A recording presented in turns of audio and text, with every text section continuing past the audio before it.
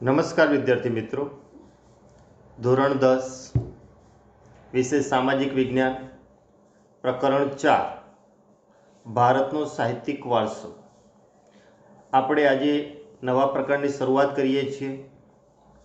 આ પાઠમાંથી પણ મોટાભાગે હેતુલક્ષી પ્રશ્નો ઉપરાંત 2 ગુણના અને 3 ગુણના પ્રશ્નો માટે આ પ્રકરણ ઘણું અગત્યનું છે. આમ જોવા જઈએ કે પ્રાચીન સમયકાળમાં કે જ્યારે ભાષાની શોધ થઈ ન હતી ત્યારે માનવીએ પોતાના વિચારો, પોતાના મનના ભાવો, લાગણીઓ, હૃદયની ઉર્મિઓ અન્ય માનવી કે પ્રાણીઓને કેવી રીતે રજૂ કરતો હશે, તો એના માટે મોટાભાગે અમુક પ્રકારના હાવભાવ, સંકેતો, પ્રતીકો, ચિહ્નો, ચિત્રોનો ઉપયોગ કરતો હશે. અને આમાંથી કાળક્રમે કોઈના કોઈ બોલી અને બોલી બાદ લિપિનો ઉદ્ભવ થયો હશે. લિપિ એટલે વર્ણાક્ષરો, અને લિપિએ પછી ભાષાનું સ્વરૂપ આપ્યું, અને આ પછી ભાષાનો ઉદ્ભવ થયો, અને ભાષાના ઉદ્ભવ થકી સમયાંતરે સાહિત્યનું સર્જન થયું હશે. અને આ પછી ભાષા દ્વારા રચિત વાક્યો વિધાનો થકી પોતાની અભિવ્યક્તિ કરી શકતો. ભાષાના સર્જનાત્મક પ્રયોગથી જ સાહિત્યનું સર્જન થવા પામ્યું છે. પ્રાચીન કાળથી ભારતીય સાહિત્ય એની વિવિધતા માટે, વિશિષ્ટતા માટે વિશ્વમાં પ્રખ્યાત છે. ભારતના વિદ્વાનોએ પ્રાચીન સાહિત્યના 2 ભાગ પાડ્યા છે. ભારતના વિદ્વાનોએ પ્રાચીન સાહિત્યના 2 ભાગ પાડ્યા છે: વૈદિક સાહિત્ય અને પ્રશિષ્ટ સાહિત્ય. આ ઉપરાંત કેટલીક લોકબોલીઓમાં પણ સાહિત્ય રચાયું. હવે બોલી અને ભાષામાં તફાવત શું? બોલીનું સ્વરૂપ હોય એ સીમિત ક્ષેત્ર પૂરતું હોય, જ્યારે ભાષાનું સ્વરૂપ વિસ્તૃત હોય અને ભાષામાં સાહિત્યિક રચનાઓ હોય છે.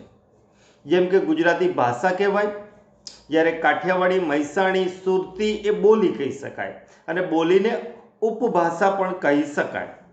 હવે ભાષા સાહિત્યમાં આપણે નજર નાખીએ તો પ્રાચીન હડપ્પા કાળે કેટલાક લિપિ ચિહ્નો મળી આવે છે, પણ એ હડપ્પા લિપિ તરીકે ઓળખાય છે, જેને આપણા વિદ્વાનો ઉકેલી શક્યા નથી.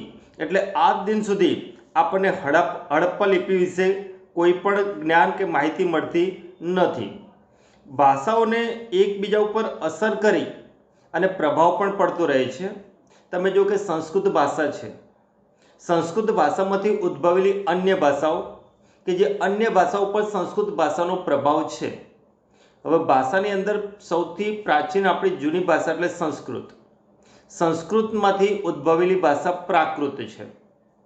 પ્રાકૃતમાંથી પછી 4 બોલીઓ ઉદ્ભવી. આ 4 બોલીની અંદર માગધી, અર્ધમાગધી, પાલી અને ભોજપુરી. હવે 4 બોલી પાછી ભાષા બની, એમાંથી બીજી 16 બોલીઓ ઉદ્ભવી, અને આ રીતે ધીમે ધીમે ભાષાઓની અંદર ભાષા વધતી ગઈ. અને આજે ભારતમાં ઘણી બધી ભાષાઓ અલગ અલગ વિસ્તારમાં આપણે જોવા મળે છે. બંધારણમાં જ માન્ય ભાષાઓ 22 છે. એટલે આ પ્રકારે ભાષાઓની અંદર ભાષાઓની પણ ભાષા. અને આજે પણ સંસ્કૃત ભાષા એ સામાન્ય બોલચાલની ભાષા નથી, છતાં સંસ્કૃત ભાષાનું મહત્વ અને મૂલ્ય આજે ટકી રહ્યું છે. તો એનું મૂળ કારણ કે ઈસવીસન પૂર્વે 4મી સદીમાં પાણિની નામના વ્યાકરણ શાસ્ત્રીએ સંસ્કૃત ભાષાની અંદર અષ્ટાધ્યાયી નામનો વ્યાકરણ ગ્રંથ લખ્યો. એને ભાષાને વૈજ્ઞાનિક સ્વરૂપ અને વૈજ્ઞાનિક ઓપ આપ્યો. આ પછી આજે સામાન્ય બોલચાલમાં સંસ્કૃત ભાષાનો ઉપયોગ થતો નથી, પણ મોટાભાગે ધાર્મિક વિધિ વિધાનોને કર્મકાંડ કરવા માટે સંસ્કૃત ભાષાનો જ ઉપયોગ કરવામાં આવે છે. અને આજે સંસ્કૃત ભાષા જ્ઞાન, વિજ્ઞાન અને ટેકનોલોજીની ભાષા પણ છે. કમ્પ્યુટરમાં પણ એનો ઉપયોગ થઈ રહ્યો છે. એટલે આ પ્રકારે સંસ્કૃત ભાષા એ પ્રાચીન કાળથી આર્ય ભાષા, ઋષિઓની ભાષા, વિદ્વાનોની ભાષા પણ રહી છે. અને એને કારણે આ ભાષાની અંદર પ્રાચીન સમયકાળથી મુખ્યત્વે ધર્મ, તત્વજ્ઞાન, જ્ઞાન, વિજ્ઞાન વિષયક ખેડાણ પણ વધારે થયું છે. એટલે સામાન્ય બોલચાલની ભાષા ન હોવા છતાં સંસ્કૃત ભાષાનું આજે મહત્ત્વ જળવાઈ રહ્યું છે.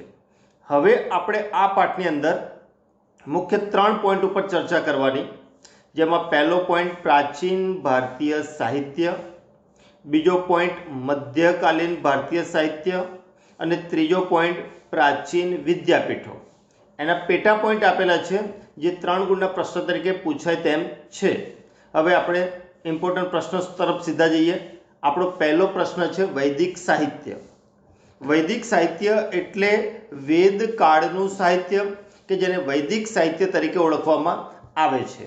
વૈદિક સાહિત્યની અંદર તમારે તૈયારી કરવા માટે આ જે આપણે સ્ક્રીન ઉપર દેખાય કોષ્ટક, એ પ્રમાણે કોષ્ટક બનાવવાનો અને એને આધારે વધારે ઝડપથી આપણે યાદ રાખી શકીએ. વૈદિક સાહિત્યમાં આપણે જોઈએ વિગતે કે પ્રાચીન વેદકાલીન સાહિત્યનો પરિચય આપો. તો એ વેદકાલીન સાહિત્યના પરિચયમાં આપણે જોઈએ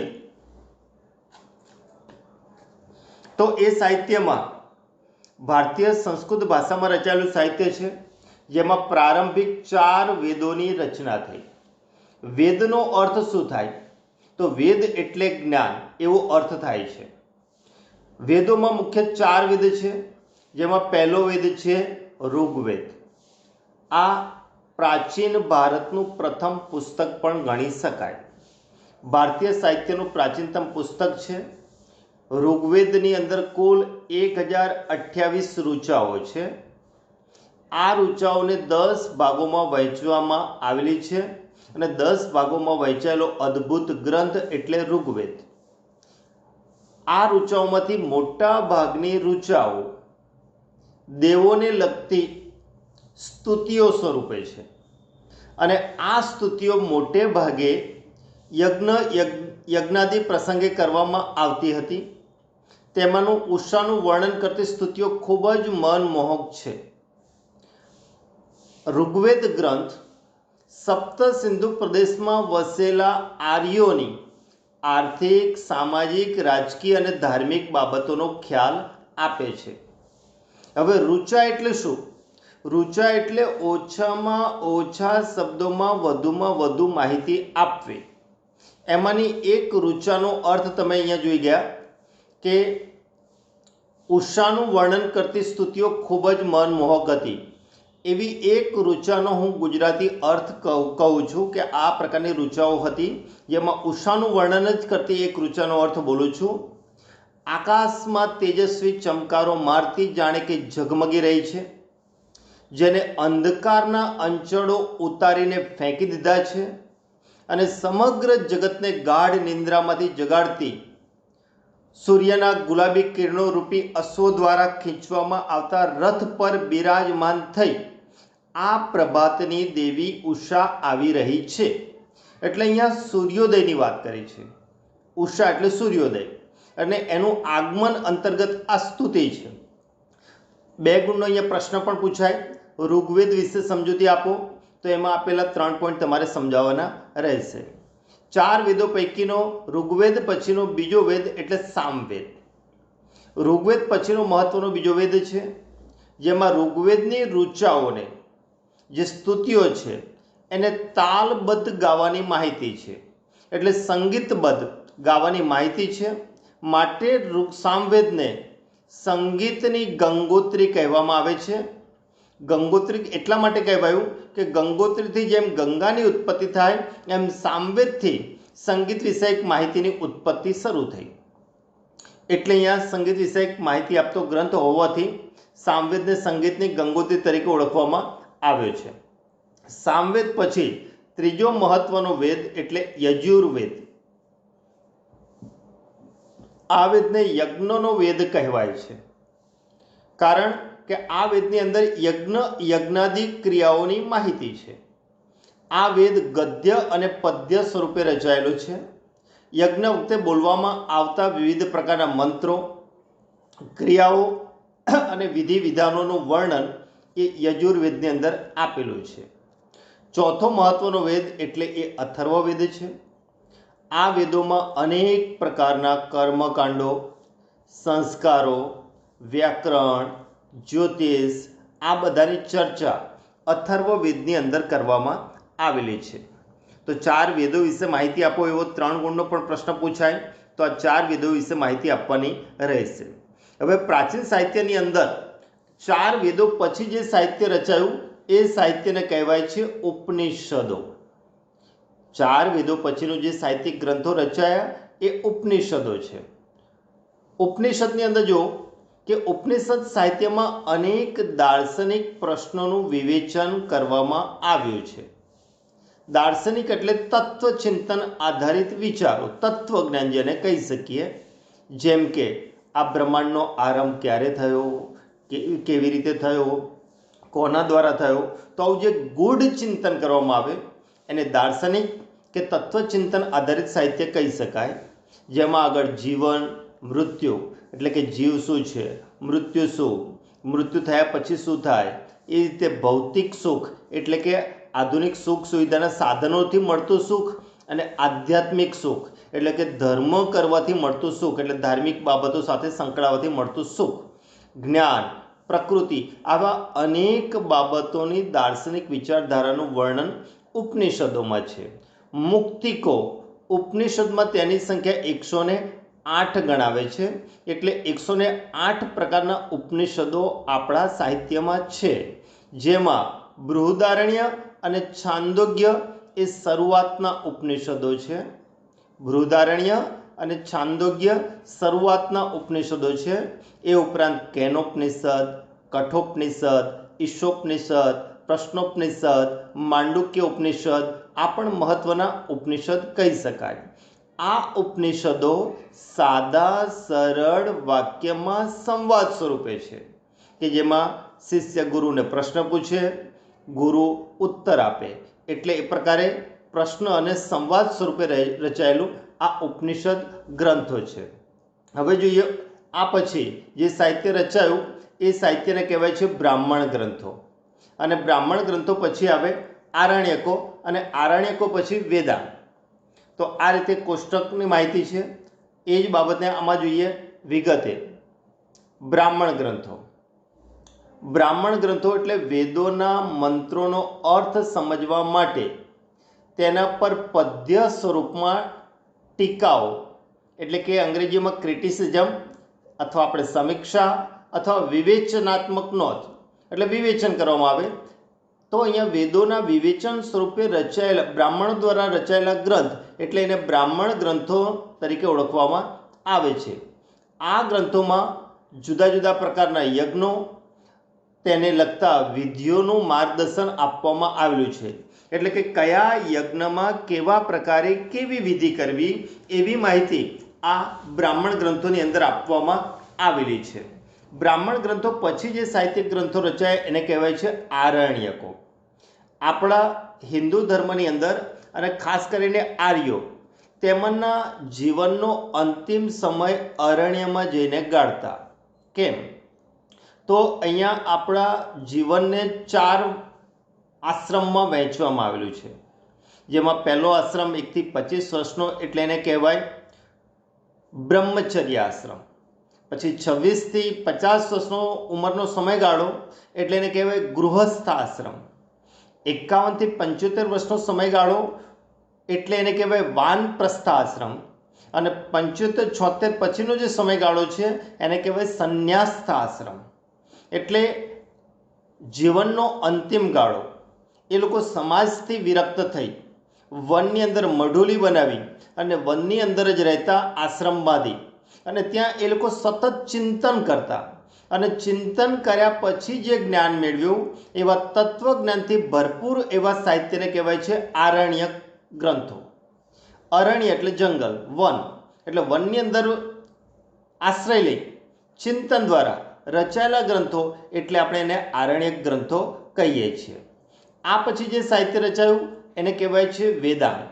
વેદાંગને બીજા શબ્દોમાં કહીએ વેદોનો અંત એટલે એને વેદાંગ પણ કહેવાય છે। આ સાહિત્યમાં પણ કર્મકાંડ ઉપરાંત જ્યોતિષ, વ્યાકરણ અને ખગોળશાસ્ત્ર વિષયક માહિતી વેદાંગ સાહિત્યની અંદર આપવામાં આવેલી છે। હવે વેદાંગ બાદ જે સાહિત્ય રચાયું એ સાહિત્ય એટલે એ મહાકાવ્યો આવે। મહાકાવ્યોમાં બે મહાકાવ્યો છે, રામાયણ મહાભારત અને મહાભારતનો ભાગ શ્રીમદ ભગવદ્ ગીતા. એ ઉપરાંત પુરાણો એ પણ મહત્વનો ગ્રંથ છે અને એ પછીના અન્ય ગ્રંથો. તો રામાયણ અને મહાભારત આ પણ અલગથી ટૂંકનો જ પૂછાય કે પ્રાચીન મહાકાવ્યોનો પરિચય આપો, તો તમારે રામાયણ, મહાભારત અને ભગવદ્ ગીતા આ ત્રણેયનો પરિચય આપવાનો રહેશે. વિગતે જોઈએ. એમાં મહાકાવ્યો તરીકે રામાયણ અને મહાભારતનો વિસ્તૃત પરિચય આપો, આ પ્રકારનો પ્રશ્ન છે. પ્રાચીન ગ્રંથો તરીકે ભારતના બે મુખ્ય મહાકાવ્યો છે, રામાયણ અને મહાભારત. એમાં આ મહાકાવ્યનું વર્તમાન સ્વરૂપ તો ઈસવીસનની બીજી સદીમાં મળ્યું છે. વર્તમાન એટલે હાલનું સ્વરૂપ, એનો અર્થ કે જે મૂળ સ્વરૂપ છે આપણને મળ્યું નથી. રામાયણમાં અયોધ્યાના રાજવી રામચંદ્રની કથા છે. તેમાં અનેક દિલચસ્પ ઘટનાઓ અને સાહસોનું વર્ણન છે. રામાયણ છે એમાં રામના જન્મથી મૃત્યુની કથા છે. વત્તા વાલ્મીકી રચિત આ રામાયણ ગ્રંથ છે કે જેની અંદર કુલ 24,000 જેટલા શ્લોકોમાં રામની કથા છે. રામાયણની અંદર કેટલાક આદર્શ પાત્રોનું વર્ણન જોવા મળે છે, જેમાં આદર્શ પતિ, આદર્શ પત્ની, આદર્શ પિતા, આદર્શ સેવક, આદર્શ ભાઈ, આવા આદર્શ પાત્રો છે. આ પછી મહાભારત એ રામાયણ કરતાં 4 ગણો મોટો ગ્રંથ છે, કારણ કે રામાયણમાં 24,000 જેટલા શ્લોક છે, તો મહાભારતની અંદર 1,00,000 શ્લોક છે. એટલે આ પ્રકારે પણ 4 ગણો મોટો થયો મહાભારત ગ્રંથ. એટલે મહાભારત ગ્રંથને વિશ્વનો સૌથી મોટો કાવ્ય ગ્રંથ ગણવામાં આવે છે. મહાભારત એ મુનિ વેદવ્યાસ રચિત ગ્રંથ છે. એમાં કૌરવ અને પાંડવો વચ્ચે થયેલા યુદ્ધ એ મુખ્ય વિષય છે. તેમ છતાં સમયાંતરે અનેક નાની મોટી વાર્તાઓ મહાભારત મહાકાવ્ય ગ્રંથ સાથે જોડી દેવામાં આવી છે. આ ઉપરાંત મહાભારતનો જ ભાગ છે ભગવદ્ ગીતા, કે જેમાં ગહન દાર્શનિક સિદ્ધાંતોનું વિવેચન લગભગ 700 જેટલા શ્લોકોમાં કરવામાં આવ્યું છે. એટલે ભગવદ્ ગીતામાં 700 જેટલા શ્લોક છે કે જેમાં કુરુક્ષેત્રના મેદાનમાં યુદ્ધ પ્રસંગે જ્યારે અર્જુને હથિયાર છોડી દીધા, યુદ્ધ કરવાનું માંડી વાળ્યું, ત્યારે કૃષ્ણ ભગવાને યુદ્ધ મેદાનમાં જ અર્જુનને જે ઉપદેશ આપ્યો એ ઉપદેશ સ્વરૂપે જે ગ્રંથ રચાયો એ ગ્રંથને કહેવાય છે ભગવદ્ ગીતા, જેમાં 700 શ્લોક છે. ગીતા એટલે કે ભગવદ્ ગીતામાં મોક્ષ પ્રાપ્તિના 3 માર્ગોનું વર્ણન છે. કયા 3 માર્ગો? જ્ઞાન, કર્મ અને ભક્તિ. આ 3 માર્ગોનું વર્ણન એ ભગવદ્ ગીતાની અંદર નિરૂપણ કે વિવેચન સ્વરૂપે કરવામાં આવેલું છે. તો અહીંયા સુધી આપણે પ્રાચીન વૈદિક સાહિત્યની સમજૂતી આપવાની રહે છે. આ પછી જે ગ્રંથો રચાયા એ ગ્રંથોમાં મહત્ત્વના ગ્રંથ તરીકે આવે પુરાણો. પુરાણો કે જેમણે પ્રાચીન ભારતીય સાહિત્યને વૈદિક સાહિત્યનું સ્વરૂપ આપવામાં મહત્ત્વનો ફાળો આપેલો છે. એટલે આ પુરાણો કે જે પ્રારંભિક વૈદિક ધર્મને સમજવામાં મુખ્ય ભૂમિકા ભજવી છે. પુરાણોની સંખ્યા પણ 18 જેટલી બતાવવામાં આવે છે, જેમાં અગ્નિ પુરાણ, વાયુ પુરાણ, વિષ્ણુ પુરાણ, શિવ પુરાણ. અને આ પછી જે ગ્રંથો રચાયા એ ગ્રંથોના 2 ભાગ પાડવામાં આવે છે, શાસ્ત્ર ગ્રંથો અને સ્મૃતિ ગ્રંથો. શાસ્ત્ર ગ્રંથોની અંદર જેમ કે અર્થશાસ્ત્ર, ભૌતિક શાસ્ત્ર, રસાયણશાસ્ત્ર, વૈદિક શાસ્ત્ર, તો આ બધા શાસ્ત્ર ગ્રંથો છે. જેમાં કૌટિલ્યનું અર્થશાસ્ત્ર એ વહીવટી વિજ્ઞાનની શ્રેષ્ઠ કૃતિ છે. અને સ્મૃતિ ગ્રંથોની અંદર જે મુખ્ય વિષય વસ્તુ હતું એમાં કર્તવ્યો, નિયમો અને રિવાજોનું વર્ણન સ્મૃતિ ગ્રંથોમાં જોવા મળે છે. જ્યારે શાસ્ત્ર ગ્રંથોની અંદર અલગ અલગ પ્રકારના શાસ્ત્રોનું વર્ણન આપણને જોવા મળતું હતું. હવે પછીનો જે નવો પ્રશ્ન આવે, 2 ગુણમાં પૂછાયો પ્રશ્ન, પ્રારંભિક બૌદ્ધ સાહિત્યનો પરિચય આપો. તો આ ટૂંકમાં જ છે. પ્રારંભિક જે બૌદ્ધ સાહિત્ય છે એ પાલી ભાષામાં રચાયું. કઈ ભાષામાં રચાયું? પાલી ભાષામાં. ભગવાન બુદ્ધે લોકોને ઉપદેશ આપ્યો એ ઉપદેશની ભાષા એમની પ્રાકૃત હતી, પણ પ્રાકૃતમાં ગયા પછી જે પ્રચલિત બનેલી ભાષા છે અમુક ક્ષેત્રોની અંદર જે પાલી કહેવાય, જે મોટાભાગે ઉત્તર પૂર્વ ભારતમાં, એટલે પાલી ભાષામાં બૌદ્ધ સાહિત્ય રચાયું. બૌદ્ધ સાહિત્યના 3 ભાગોમાં વહેંચાયેલું છે, પણ બૌદ્ધ સાહિત્યનો મુખ્ય ધર્મગ્રંથ છે ત્રિપિટક, 3 પિટક તરીકે ઓળખવામાં આવે. અને આ ત્રિપિટક 3 ભાગ છે, જેમાં શુદ્ધ પિટક, વિનય પિટક અને અભિધમ પિટક, આ 3 ભાગનો સમાવેશ ત્રિપિટકની અંદર થાય છે, જેને બૌદ્ધ ધર્મગ્રંથ તરીકે ઓળખવામાં આવે છે. આ ત્રિપિટક ઉપરાંત પણ બૌદ્ધ સાહિત્યમાં અન્ય ગ્રંથો પણ લખાયેલા જોવા મળે છે, કે જેમાં તત્વજ્ઞાની નાગસેન અને મિલિંદ પન્હો વચ્ચે રચાયેલો ગ્રંથ, એટલે બંનેના સંવાદ સ્વરૂપે રચાયેલો ગ્રંથ એટલે મિલિંદ પન્હો. અન્ય અનેક જાતક કથાઓ આ પણ બૌદ્ધ સાહિત્યની અંદર જોવા મળે છે, પણ તમારે આપેલા પોઈન્ટ જ લખવાના રહેશે. હવે જોઈએ પ્રાચીન બૌદ્ધ સાહિત્ય પછી ગુપ્તકાલીન સાહિત્ય. હવે ગુપ્તકાલીન સાહિત્ય એટલે ગુપ્ત રાજાઓના સમયકાળમાં રચાયેલું સાહિત્ય, જે ભાગ થોડો મોટો છે. એટલે પહેલાં આ સ્ક્રીન ઉપર દેખાતો કોષ્ટક છે, એ કોષ્ટક સ્વરૂપે તમે લખી અને તૈયાર કરશો તો તમને એકદમ સરળ થઈ પડશે. હવે અહીંયાથી પણ આપણે સમજાવીએ કે ગુપ્તકાલીન સાહિત્ય છે એને સાહિત્યનો સુવર્ણયુગ કહેવાય છે. હવે માત્ર ધાર્મિક સાહિત્ય જ નહીં, પણ લૌકિક સાહિત્ય પણ લખાવા લાગ્યું. લૌકિક સાહિત્ય એટલે લોક સમુદાયની બાબતો, માત્ર ધર્મની નહીં. એટલે અહીંયા સાહિત્યકારો અને સાહિત્યિક કૃતિ આવા 2 ભાગ પાડી અને અહીંયા આપણે યાદ રાખવાના છે. પહેલાં કોષ્ટક, આટલું યાદ રહેશે એટલે આ પ્રશ્નનો જવાબ સીધો યાદ રહેશે. હવે ગુપ્તકાલીન સાહિત્ય છે તો ગુપ્ત વંશની અંદર અનેક નાટકો, કાવ્યો, અન્ય સાહિત્યિક ગ્રંથો લખાયા, જેમાં પહેલાં હતા કવિ કુલગુરુ કાલિદાસ. આ મહાન નાટ્યકાર છે. એમણે ગુપ્તયુગ દરમિયાન કુલ 7 રચનાઓ લખી, જેમાં 3 નાટકો, 2 ખંડકાવ્યો, 2 મહાકાવ્યો. એમાં જોઈએ તો મહાકાવ્યોની અંદર પહેલું કુમાર સંભવ અને રઘુવંશમ એ મહાકાવ્યો રચ્યા. ઋતુ સંહાર અને મેઘદૂત એ ખંડકાવ્યો છે. બાકીના 3 નાટકો છે, કે જેમાં અભિજ્ઞાન શાકુંતલમ, માલવિકાગ્નિમિત્રમ, વિક્રમોર્વશિયમ. આ પછી બાણભટ્ટ રચિત 2 કૃતિ છે, હર્ષચરિત છે, જેમાં હર્ષનું જીવન ચરિત્ર અને કાદંબરી.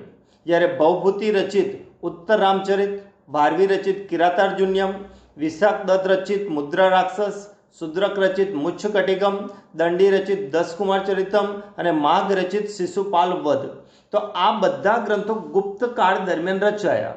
આ બધા ગ્રંથોની અંદર અનેક રાજકીય ઘટનાઓ, પ્રણય પ્રસંગો, રૂપકો, હાસ્ય પ્રસંગો અને તત્વજ્ઞાનનું ભારેભાર નિરૂપણ જોવા મળે છે.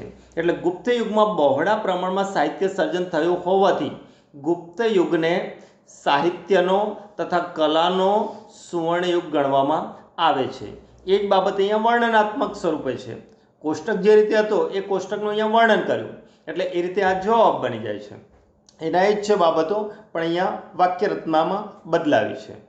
હવે આપણે જોઈએ ગુજરાતી ગદ્ય પદ્યનો વિકાસ. આ પણ 3 ગુણમાં પૂછાતો મહત્વનો પ્રશ્ન. હવે ગુજરાતી ગદ્ય પદ્યના વિકાસમાં જોઈએ તો ભારતની અંદર જે પ્રાચીન ભારતીય ગુજરાતી ભાષા છે એમાં પ્રારંભિક જૂની ગુજરાતી ભાષામાં પદ્ય રચાયું હતું. સમય જતાં ગુજરાતી ભાષાના વિકાસ સાથે અનેક કૃતિઓ પણ રચાઈ. હવે ગુજરાતી ભાષામાં પ્રારંભિક જે પદ્ય સાહિત્ય રચાયું એ પદ્ય સાહિત્યની અંદર રચના કરનાર રચિતાઓમાં નરસિંહ મહેતા, મીરાબાઈ, દયારામ, અખો, પ્રેમાનંદ, પ્રીતમ, ગંગાસતી જેવા સાહિત્યકારોએ રચનાઓ લખી, જેમાં અનેક પદો, ગીતો, ગરબી, છપ્પા, આખ્યાનો રચીને ગુજરાતી સાહિત્યને સમૃદ્ધ બનાવ્યું છે. એટલે પ્રારંભિક ગુજરાતી ભાષાનો વિકાસ પદ્ય સાહિત્ય સાથે થયેલો જોવા મળે છે. આ પછી સમયાંતરે ગુજરાતી સાહિત્યની અંદર નર્મદ, નવલરામ, મયપતરામ રૂપરામ, ગોવર્ધનરામ ત્રિપાઠી, કિશોરલાલ મસરૂવાલા, પન્નાલાલ પટેલ, ઉમાશંકર જોશી જેવા સાક્ષરવર્યોએ એટલે કે વિદ્વાનોએ ગુજરાતી સાહિત્યને ખૂબ જ સમૃદ્ધ બનાવ્યું હતું. તો આ રીતે ગુજરાતી ગદ્ય પદ્ય સાહિત્યમાં આટલા પોઈન્ટ તમારે લખવાના રહેશે. હવે પ્રાચીન ભારતીય સાહિત્યનો છેલ્લો પોઈન્ટ, એ પણ 3 ગુણમાં પૂછાયો પ્રશ્ન, પ્રાચીન તમિલ સાહિત્યનો પરિચય આપો. એટલે કે દક્ષિણની અંદર જે દ્રવિડો હતા એ દ્રવિડ કુળની મુખ્ય 4 ભાષાઓ હતી: તમિલ, તેલુગુ, મલયાલમ, કન્નડ. જેમાં તમિલ સૌથી પ્રારંભિક અને પ્રાચીન ભાષા છે. એટલે દ્રવિડ કુળની મુખ્ય 4 ભાષાઓમાં તમિલ એ દ્રવિડ કુળની સૌથી જૂની ભાષા છે, જેનું સાહિત્ય ઈસવીસનના પ્રારંભ જેટલું જૂનું છે. કારણ કે ઈસવીસનનો પ્રારંભ થયો ત્યારે તમિલ ભાષાનો ઉદ્ભવ થયો, અને તમિલ ભાષાનો ઉદ્ભવ થયો એટલે તમિલ સાહિત્ય રચાયું.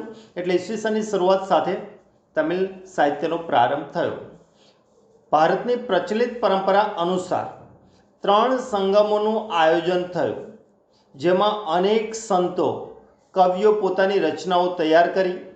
આ સંગમ સાહિત્યમાં મુખ્યત્વે 3 બાબતોનું વર્ણન જોવા મળે: રાજનીતિ, યુદ્ધ અને પ્રેમ પ્રસંગો આધારિત સાહિત્યિક કૃતિઓ રચાઈ છે, જેમાં મુખ્ય રચનાઓ નીચે મુજબ છે.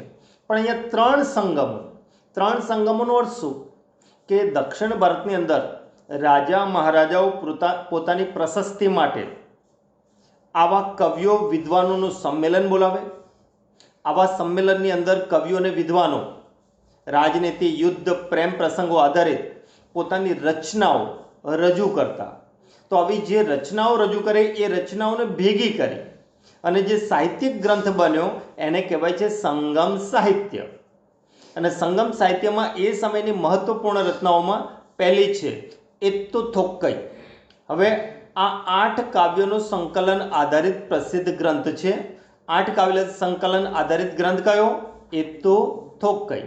એ પછી બીજો ગ્રંથ છે તોલક્કાપિયમ, કે જે તમિલ ભાષાનું વ્યાકરણને રજૂ કરતો ગ્રંથ એટલે તોલક્કાપિયમ. આ પછી પથ્થુપાતુ, કે જેમાં 10 ગીતો આધારિત કાવ્ય ગ્રંથ છે. એટલે 10 ગીતોનો સમાવેશ કર્યા પછી એનું ટાઇટલ અપાયું પથ્થુપાતુ. જ્યારે કુરલ એ કવિ તિરુવલ્લુવરે રચિત ગ્રંથ છે. કુરલ એ તિરુવલ્લુવરે રચિત ગ્રંથ છે. આ કાવ્ય ગ્રંથમાં જીવનના અનેક પાસાઓનું વિવેચન કરવામાં આવેલું છે. આ ઉપરાંત સિલ્લપતિકારમ અને મણિમેખલાઈ આ બંને તમિલ સાહિત્યના વિખ્યાત ગ્રંથો ગણી શકાય, જે પ્રારંભિક છે. તો અહીં તમિલ સાહિત્યમાં આટલા પોઈન્ટ આપણે લખવાના રહેશે. અને આ તમિલ સાહિત્યનો પોઈન્ટ પૂરો થાય એ સાથે પ્રાચીન ભારતીય સાહિત્ય એ આખો પોઈન્ટ પણ પૂરો થાય. અગાઉ બોર્ડની પરીક્ષાની અંદર આટલો આખો પ્રશ્ન 5 ગુણના પ્રશ્ન તરીકે પૂછાતો. જો કે હવે તમારે 5 ગુણના પ્રશ્નો નથી, 4 ગુણના જ આવવાના છે. પણ જ્યારે 5 ગુણના પ્રશ્નો પૂછાતા ત્યારે પ્રાચીન ભારતીય સાહિત્યનો પરિચય આપો આ આખો પ્રશ્ન પૂછાતો હતો. એટલે તમને આપેલા જે પ્રશ્ન સ્વરૂપના પોઈન્ટ છે એ આપ સૌ મોઢે કરીને લખશો. અસ્તુ.